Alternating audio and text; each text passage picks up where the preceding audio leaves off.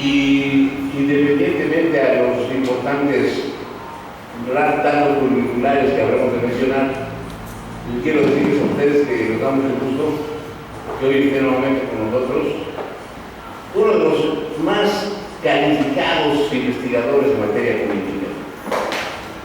Bienvenido y le recibimos con un aplauso a José Luis González Córdoba.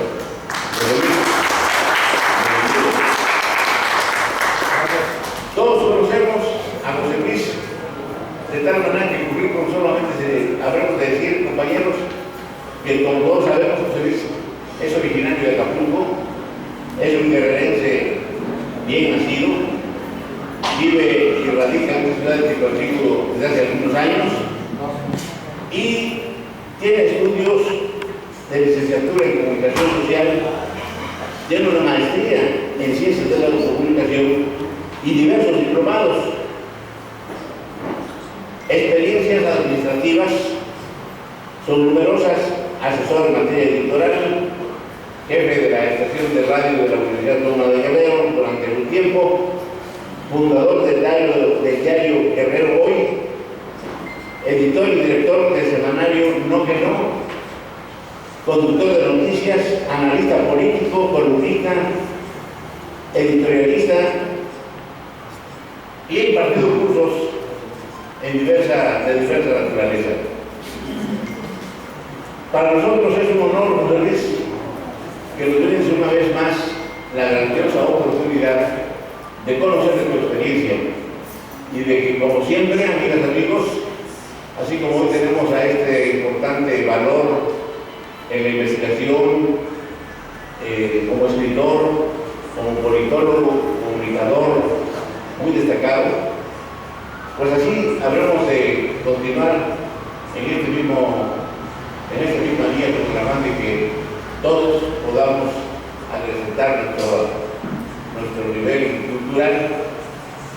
Sin embargo, creo que otro objetivo que hemos venido procurando es de que podamos aportar algo a la sociedad de lo mucho que requiere, de lo mucho que necesita. Pues hoy tenemos a este comunicador, historiador, escritor y connotado comunicador, a quien le damos la más cordial bienvenida. José Luis, estamos al suelo.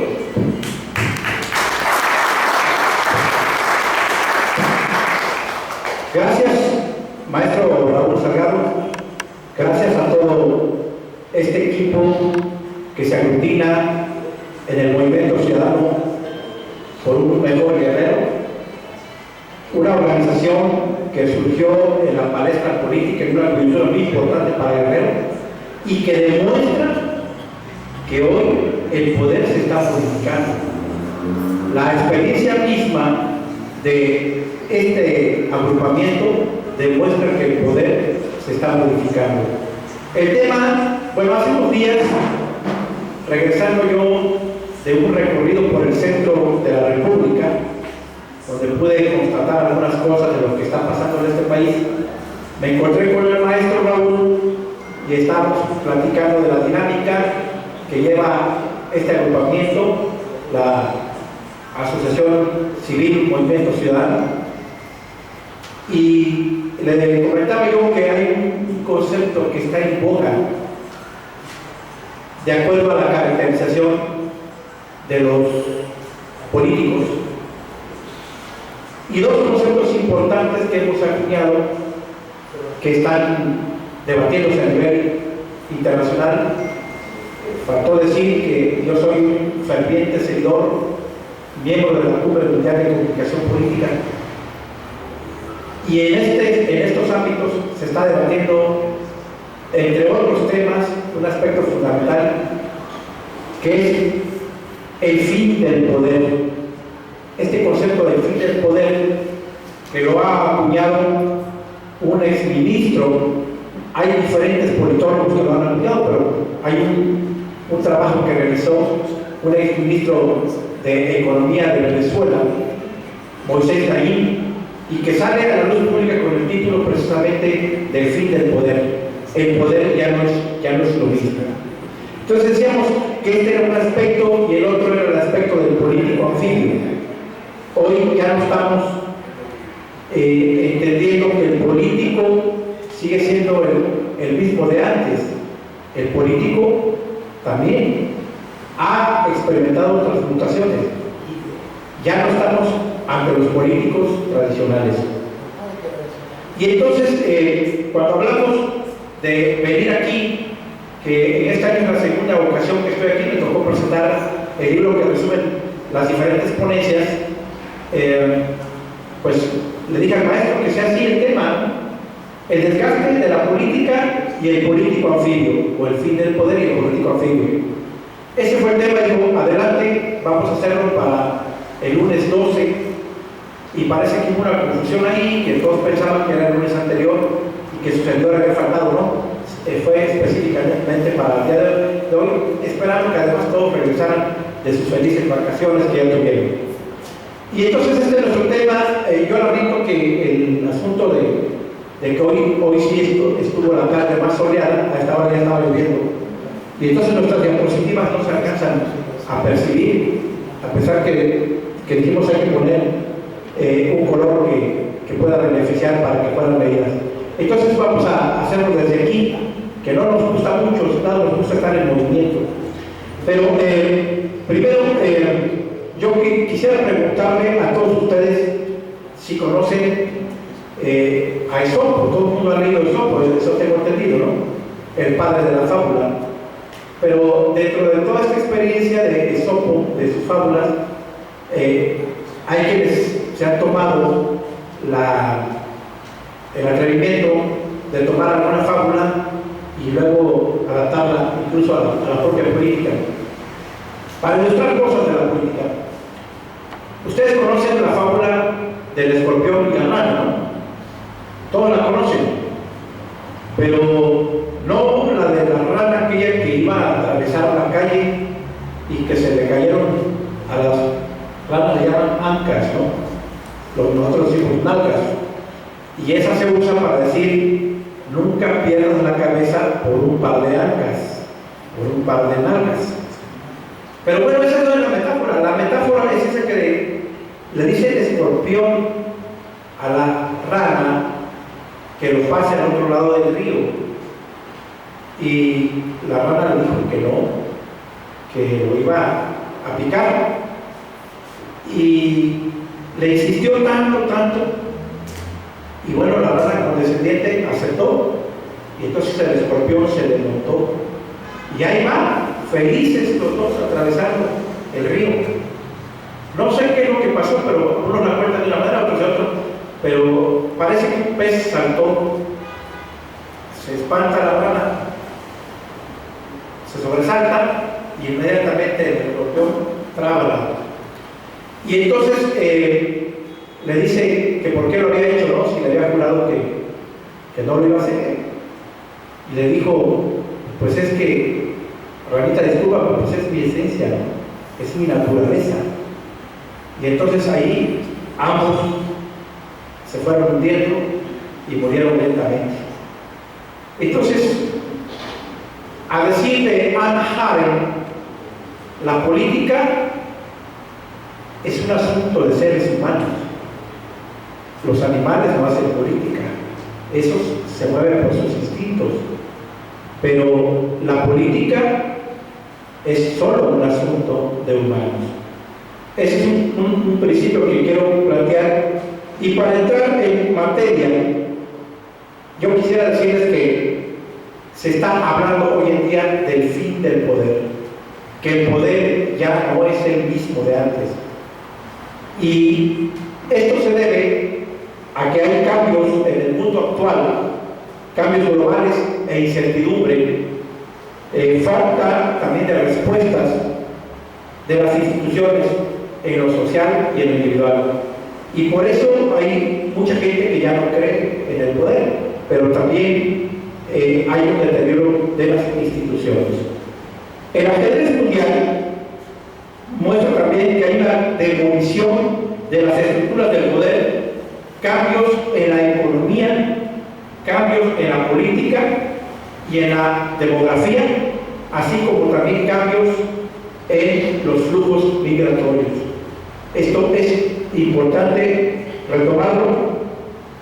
Y bueno, entonces Moisés Naim dice que entonces cambió la forma de adquirir, de usar y conservar el poder.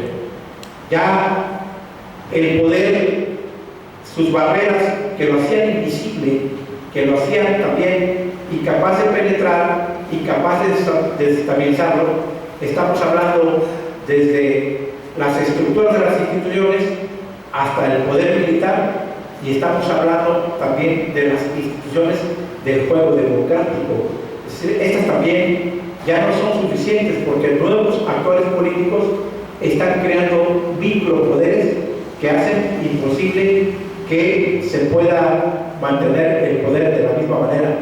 Y entonces para algunos actores políticos es fácil obtener el poder, pero es muy difícil mantenerlo y preservarlo. Bueno, tenemos en el concepto tradicional, para ir caminando en esta tesitura, que la política, entendemos la política como el arte de construir acuerdos. Hay que recordar que la formación que había en partidos políticos como el más longevo de nuestro país, que es el Partido Revolucionario Institucional, buscaron acuñar una forma de construir cuadros políticos, de formar cuadros políticos, y ellos decían que la política tiene atributos, y uno de ellos es el realismo político. Otro, que tenían que buscar el diseño del futuro. La política tiene poder de emoción y de pasión. Que era importante entender la soberbia como una facultad negativa. Se requería constancia, saber y poder, y además la administración. Conocer del éxito, conocer también del azar, de las cosas que en política se presentan y que lo que hoy es, mañana no puede ser. Firmeza en programas, desechar la actitud de inestabilidad, tener objetivos invariables, pero también tener valores, la justicia como principio y la sagacidad política y técnica política. Esto era lo que subrayaban en la parte de la formación de los partidos políticos, particularmente del Partido Revolucionario Institucional. Y recomendaban acudir a la ciencia política, ver la política como un arte, desarrollar aptitudes básicas, sensibilidad, ánimo sereno, sagacidad, decisión, lógica dialéctica, oratoria, psicología, historia, y bueno, y las tareas derivadas, saber escribir, tareas en equipo, prudencia y paciencia como arte de la política, saber oír, saber escuchar, tener buen juicio, autoridad moral, preparación próxima, orientar, organizar, difundir, y bueno, tener una experiencia demostrativa. Esto, los miembros del Partido Revolucionario Institucional lo apoyaron en un folleto que se llama específicamente así, la formación política planteada por el maestro Agustín Yáñez, que ocupara cargo en la administración pública y dentro de su propio partido. Y bien, caminando en este sentido, también hay otras propuestas, como las propuestas que hace Azorín. Yo creo que aquí hay algunos que conocen, por supuesto, ese famoso folletín que se llama El Político, ¿verdad?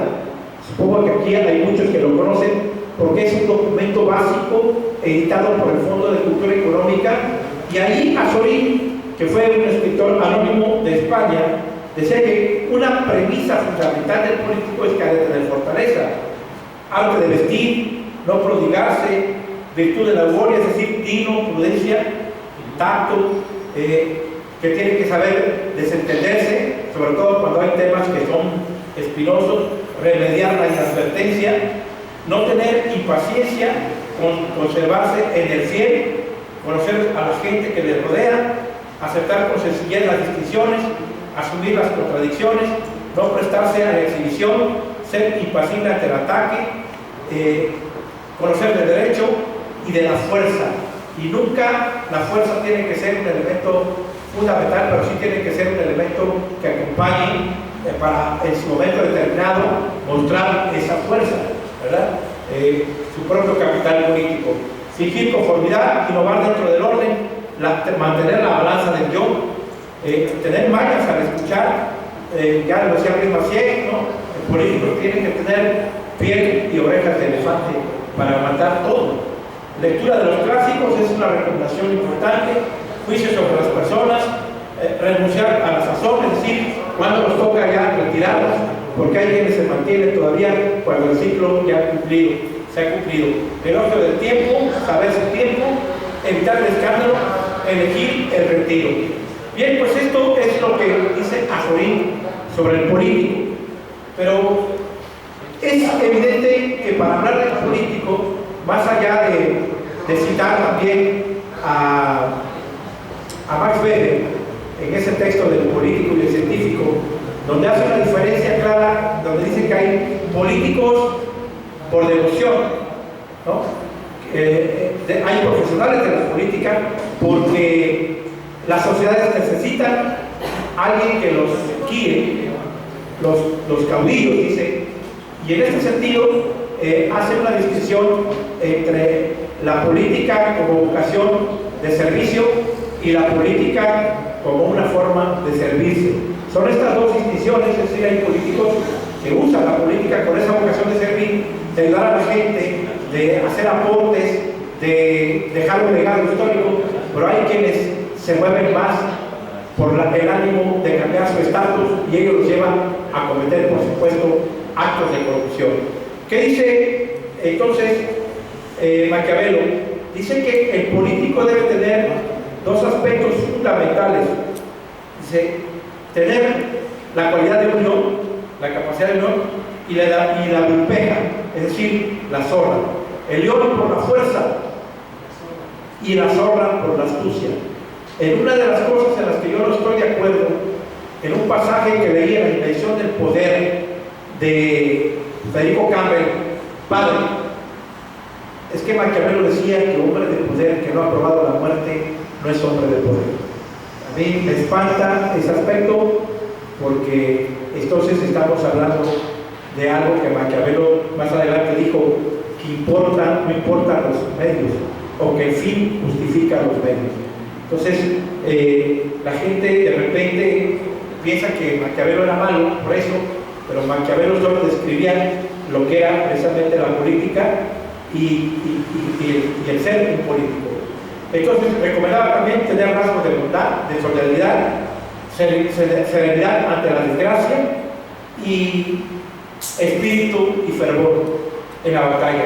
El fin justifica los medios, y él acuñó esa frase de divide y vencerás.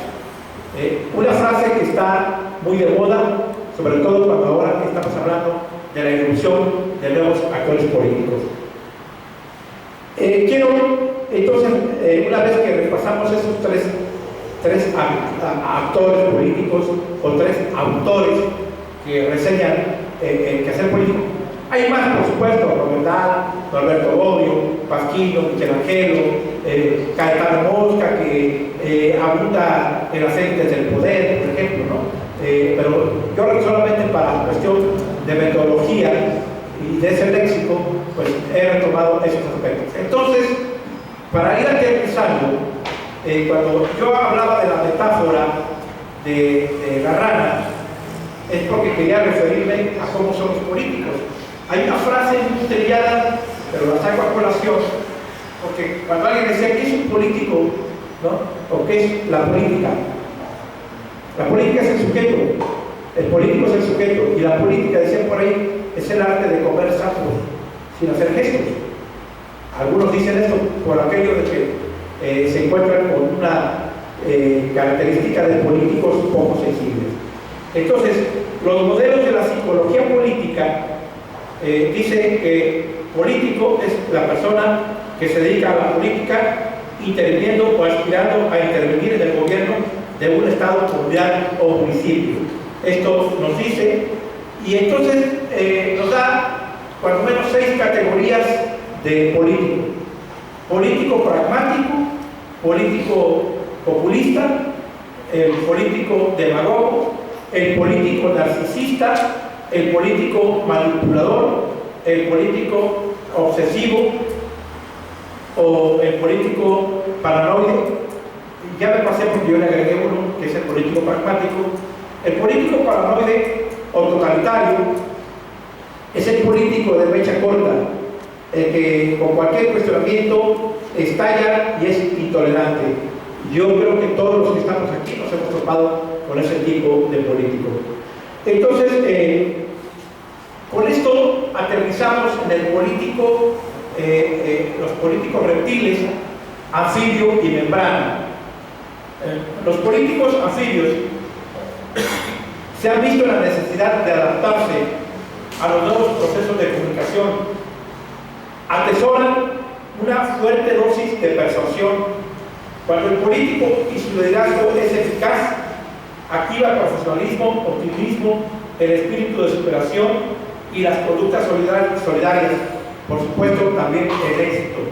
Entonces, cuando estamos hablando de esta transmutación del político, es que el político tradicional que busca llegar al poder lo hace haciendo campañas políticas del modo muy tradicional, cuando hoy hay nuevos recursos, hay nuevos materiales. Cuando hablo de recursos, hablo de estrategias, no solo de organizaciones, estrategias de medios, estrategias de posicionamiento.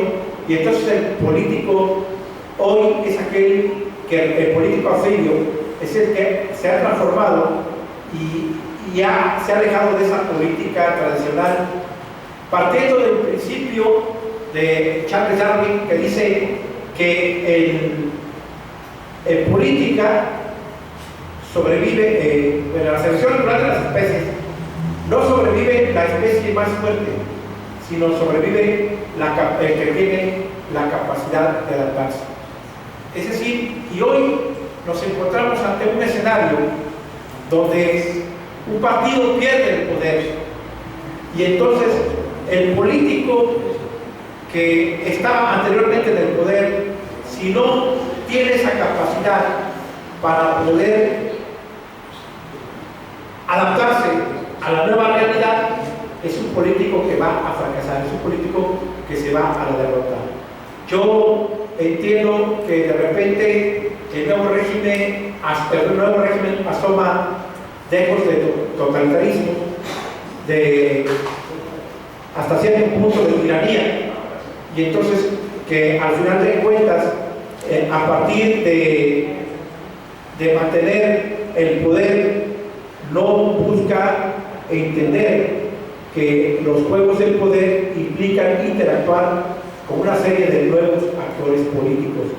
Y estos nuevos actores políticos y los políticos anteriores tendrán que adaptarse a esa nueva realidad, o en consecuencia tendrán que sufrir los embates de quien detenga el poder. Entonces, el político anfibio es el que tiene capacidad de adaptarse a la nueva realidad política. Los que no lo hacen, repito, fracasan.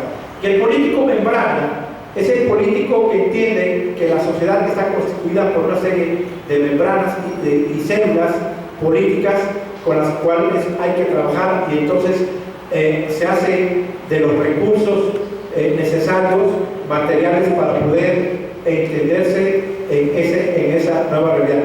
Y dice, este concepto del político anfibio y el político membrana es un concepto que ha acuñado Antonio Solá.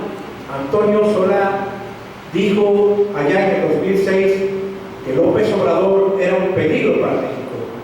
Un consultor político sigue siendo, dice aquí el maestro León Robledo, y entonces cuando dijo que era un peligro para México, vaticinaba todo esta concepción política que lo abriga, y esta conducta que estamos analizando en los modelos psicológicos de la psicología política a los diferentes modelos de políticos, y lo estamos analizando a la luz de estas teorías.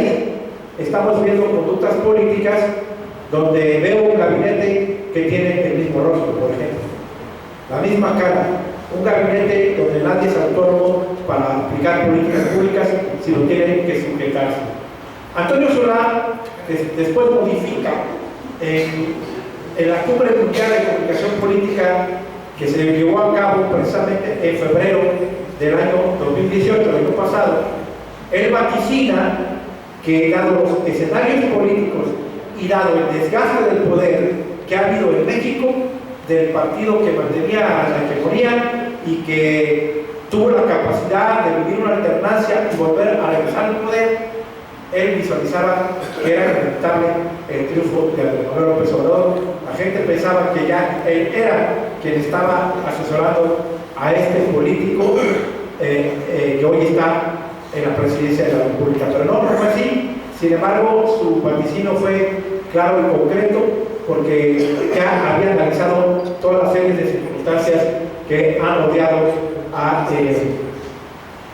nuestro país y el desempeño de las políticas del partido que mantenía la hegemonía. Entonces, este concepto de político anfibio y político membrana se lo debemos precisamente a Antonio Solá, este consultor político. Quiero comentarles que cuando estamos hablando, retomando el elemento fundamental del fin del poder, estamos experimentando tres revoluciones en el mundo hoy en día. Una primera revolución es la revolución de los más. La revolución de los más se caracteriza por la abundancia de todo. ¿No? Hay un mayor número de países, hay una mayor población con un mejor nivel de vida, hay tasas de alfabetización, hay incremento en la salud y la cantidad de productos, hay más partidos políticos, aquí en México incluso, y religiones, hay más religiones en el mundo, incluso unas religiones que van desplazando a la religión católica, que ha sido la hegemónica. La otra revolución que estamos viviendo en el mundo es la revolución de la movilidad. No solo hay más, como ya mencionamos, sino que ese más, gente, productos, tecnología, dinero, se mueve más que nunca y a menor coste, y llega a todas las partes, incluso a lugares que antes eran inaccesibles. Les voy a comentar algo. Fíjense que mi esposa y mi hija compran productos de ropa hasta China. Lo hacen a través de internet, por el Mercado Libre, y encargan, pagan con tarjeta y les llega al mes.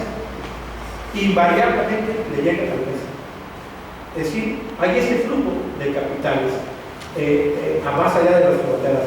Y no me estoy refiriendo solo al planteamiento de la globalización, sino como una razón específica de esta revolución de la movilidad. Y la otra revolución de la modalidad es la revolución de la otra revolución en el mundo, aparte de la movilidad y del más, es la revolución de la mentalidad, donde se están experimentando grandes cambios en los modos de pensar, expectativas y aspiraciones que han acompañado a estas transformaciones. ¿A qué me refiero del cambio de pensar? Hablábamos de la generación nuestra. Yo me catalogo como la generación perdida, ¿no? La generación de los 70, pero después vinieron otras generaciones y estamos incluso ya pasando más allá de la generación millennial.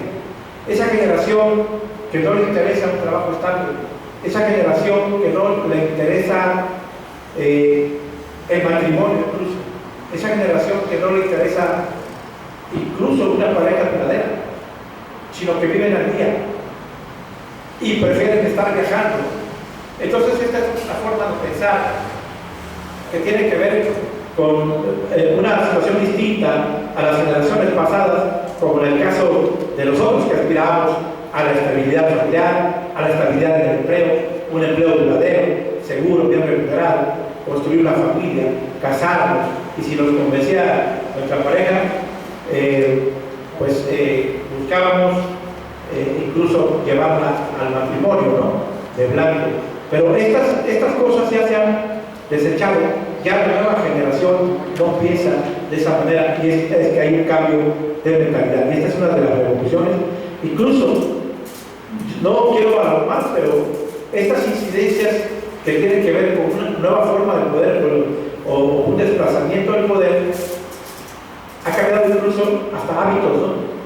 Nuestra forma de ver lo hacemos ahora a través de las redes sociales, a través de Facebook, a través de los WhatsApp, la forma de comunicarnos, el afecto lo damos a través de las redes sociales de manera virtual, ya no damos el beso, el abrazo por un cumpleaños que no buscamos asistir, simplemente mandamos una tarjeta. Bueno, ya no hay tarjetitas navideñas, ¿no?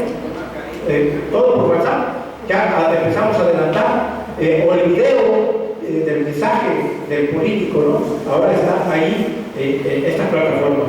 Yo insisto entonces que con estas revoluciones se ha planteado que es más fácil obtener el poder, pero más difícil emplearlo y conservarlo. Hay nuevos micros poder, los partidos políticos, las sectas religiosas, hay grandes empresas transnacionales que han caído, monopolios que han caído, sacerdotes, papas que han caído, hay iglesias que han desaparecido para dar cabida a nuevas expresiones religiosas, hay sindicatos que han tronado, hay partidos políticos que han desaparecido y surgen nuevos partidos. En Guerrero ya viene el Partido del Cambio. En Guerrero en estos días se va a realizar el Congreso Constitutivo del Partido de las Redes Sociales Progresistas, entre otros, por mencionarles algo. Entonces, estamos arribando a una nueva forma de distribución del poder. Pero con estos nuevos actores políticos, entonces ya no hay una hegemonía sola, ¿verdad? Aunque hay que distinguir esta situación de la hegemonía del poder con las nuevas expresiones de los micros poderes que están cambiando esta nueva forma de ejercer el poder. Los ejércitos se han derribado. Incluso hoy esa forma de ejercer el poder que se ha hecho a través de redes sociales para encumbrar a quien toma las decisiones está cuestionando las estructuras del ejército, y el ejército se está planteando su propia defensa. ¿Y esto qué significa? Que estamos ante una degradación del poder, o el fin del poder. Yo dejaría hasta ahí estos comentarios. Me dicen que después de hablar 20 minutos ya nadie te escucha, y entonces reitero esta frase de que es más fácil obtener el poder, pero más difícil emplearlo y conservarlo. Por eso yo escuché hace poco a un gobernador, ustedes que saben mucho y están atentos a la política me van a decir quién fue, pero ese gobernador, entendiendo este planteamiento de lo que está pasando, de los nuevos actores, de nuevas redes de poder, de nuevos escenarios, de nuevas revoluciones, dijo que estamos ante los nuevos usos del poder. Hasta aquí la dejo para que entremos ahora sí a interactuar entre ustedes y nosotros.